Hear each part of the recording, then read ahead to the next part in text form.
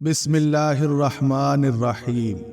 شروع اللہ تعالیٰ کے نام سے جو بڑا مہربان اور نہایت رحم کرنے والا ہے۔ یہ اللہ تعالیٰ نے خاص مہربانی فرمائی ہے کہ بدی بد کرنے سے ہوتی ہے اور نیکی صرف سوچنے سے ہو جاتی ہے۔ غموں کی راہ پر بڑے سکون سے چلو، یہ اللہ تعالیٰ کے قریب کر دیتی ہے۔ یہ بھی حقیقت ہے، انسان کو خدا تب ہی یاد آتا ہے جب وہ درد کا مارا، غرض کا مارا یا پھر مرض کا مارا ہو۔ والدین کے چہروں پر محبت سے نظر کرنا بھی اللہ تعالیٰ کی خوشنودی کا معجب ہے۔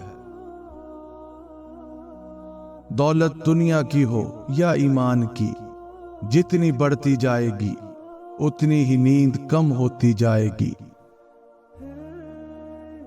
اللہ سے محبت کرو، وہ آزمائش تو دیتا ہے مگر کبھی آزمائش میں تنہا نہیں چھوڑتا۔ جو انسان یہ سمجھتا ہے کہ اللہ جو کرتا ہے وہ ہمارے لیے بہتر ہوتا ہے، یقین مانو وہ کمال کا ایمان رکھتا ہے۔ ہر آزمائش کے پیچھے اتنا بڑا صلہ ہوتا ہے کہ اگر تم جان لو تو کبھی شکوہ نہ کرو۔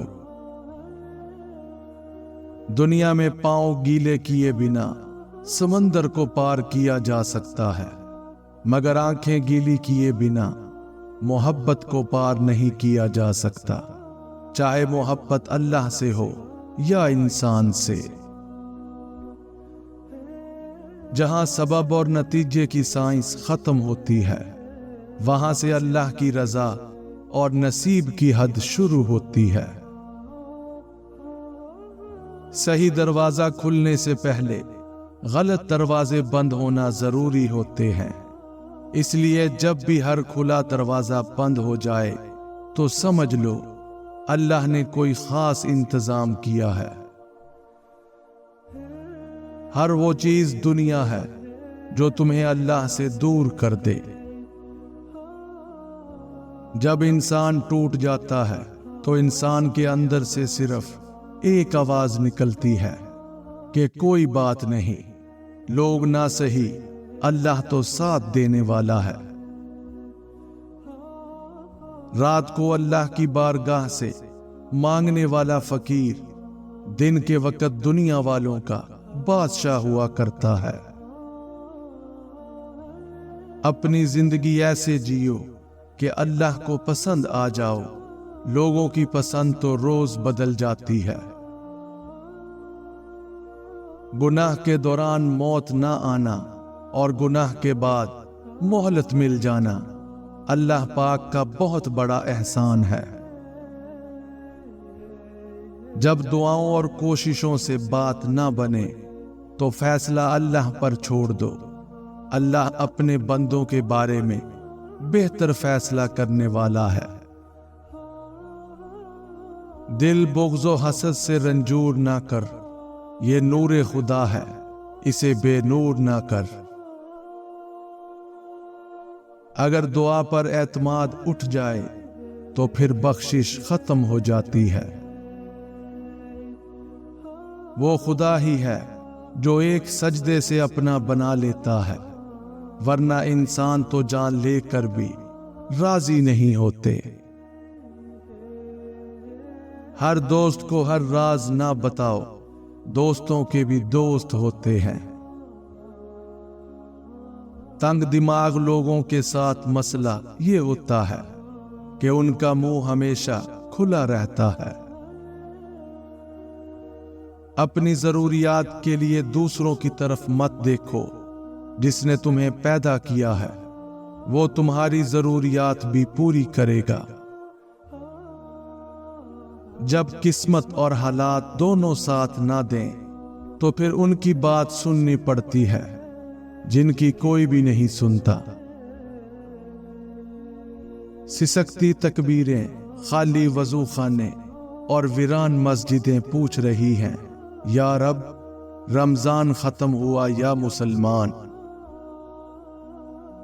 اللہ دکھ بھری داستان کو بڑے دھیان سے سنتا ہے، کچھ غم مٹا بھی دیتا ہے، کچھ الجھنیں سلجھا بھی دیتا ہے، لیکن اگر سارے ہی غم سلجھ جائیں تو آدمی اور اس میں بات چیت بند ہو جاتی ہے۔ وہ ساتویں آسمان پر رہنے والا رب ہمارا دکھ ہمارے ساتھ جینے والے انسانوں سے زیادہ بہتر جانتا ہے۔ آپ جب کسی انسان سے اپنے دل کی بات کرتے ہیں تو وہ کبھی بیزاری سے سنتا ہے تو کبھی مجبوری سے، لیکن واحد میرا رب ہی ہے جو مجبوریاں بھی خوشی سے سنتا ہے اور اجر بھی دیتا ہے۔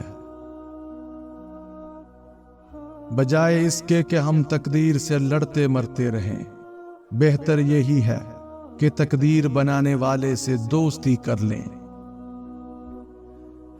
جھولیاں بھر دی جاتی ہیں اور دینے والا نظر بھی نہیں آتا، اسے کہتے ہیں فَبِأَيِّ آلَاءِ رَبِّكُمَا تُكَذِّبَانِ۔ اللہ تعالیٰ کا شکر ادا کریں کہ وہ ہماری پکڑ نہیں کرتا، بلکہ دوبارہ صبح دے کر توبہ کا ایک اور موقع دیتا ہے۔ مومن کا شکر اس کے عمل سے ظاہر ہوتا ہے اور منافق کا شکر صرف اس کی زبان پر جاری رہتا ہے۔ اللہ کے نیک بندے ہر وقت اس کی یاد میں مشغول رہتے ہیں، اور جس لمحے وہ اللہ کے ذکر سے غافل ہوتے ہیں وہ ان کی موت ہوتی ہے۔ زندگی میں ہر دروازے بند نظر آتے ہیں، کوئی در کھلا نظر نہیں آتا۔ پریشانیوں نے ہر طرف سے گھیرا ہوا ہے، ہر سو مایوسی ہے۔ پھر کہیں دور سے مؤذن کی صدا آتی ہے، اللہ اکبر، اور یوں لگتا ہے کہ زندگی کی ہر الجھن کا حل مل گیا۔ تالے کبھی چابی کے بغیر نہیں بنتے، اسی طرح اللہ بھی مسائل حل کے بغیر نہیں دیتا۔ ان کو کھولنے کے لیے ہمیں صرف صبر کی ضرورت ہے۔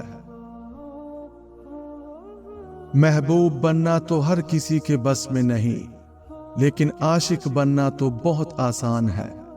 اگر اللہ نے تمہیں اپنا محبوب بنایا تو تم اللہ کے عاشق بن کر زندگی کا لطف اٹھاؤ، کیونکہ شدید محبت کی حقدار صرف اللہ تعالی کی ذات ہے۔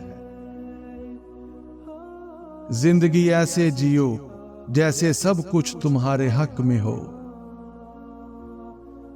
اللہ آہستہ آہستہ تمام دنیاوی سہاروں کو آپ سے الگ کرتا ہے، اس لیے نہیں کہ آپ بے سہارا ہو جائیں، بلکہ اس لیے کہ آپ کو رب کا سہارا صاف اور نمایاں نظر آئے۔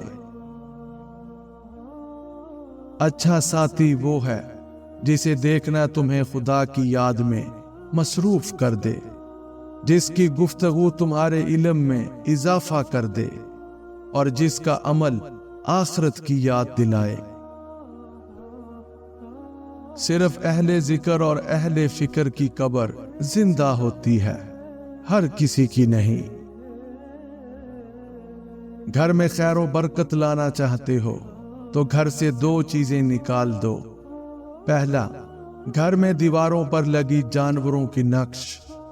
دوسرا، بلا مقصد گھر میں پالا ہوا کتا۔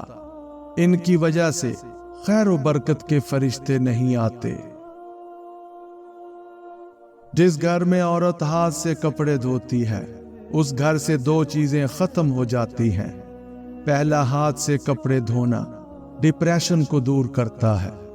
دوسرا، کپڑوں کا دھونا رنج و غم اور حزن و ملال کو دور کرتا ہے۔